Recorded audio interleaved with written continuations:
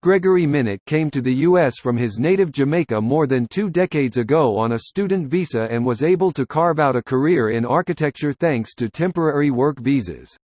Now a U.S. citizen and co-founder of a real estate development firm in Boston, the 43-year-old worries that new restrictions on student and work visas expected to be announced as early as this week will prevent others from following a similar path to the American dream. Innovation thrives when there is cultural, economic and racial diversity, Minott said. To not have peers from other countries collaborating side by side with Americans is going to be a setback for the country. We learned from Americans, but Americans also learn from us. Minott is among the business leaders and academic institutions large and small pleading with President Donald Trump to move cautiously as he eyes expanding the temporary visa restrictions he imposed in April. They argue that cutting off access to talented foreign workers will only further disrupt the economy and stifle innovation at a time when it's needed most.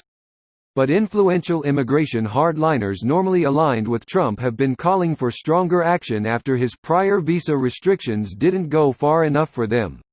Trump, who has used the coronavirus crisis to push through many of his stalled efforts to curb both legal and illegal immigration, imposed a 60-day pause on visas for foreigners seeking permanent residency on April 22. But the order included a long list of exemptions and didn't address the hundreds of thousands of temporary work and student visas issued each year. Republican senators, including Tom Cotton of Arkansas and Ted Cruz of Texas, argue that all new guest worker visas should be suspended for at least 60 days or until unemployment has returned to normal levels.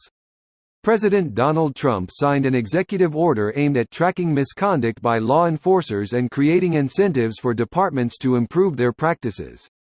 The action comes as lawmakers of both parties pursue legislation to reform law enforcement in the wake of George Floyd's death in police custody.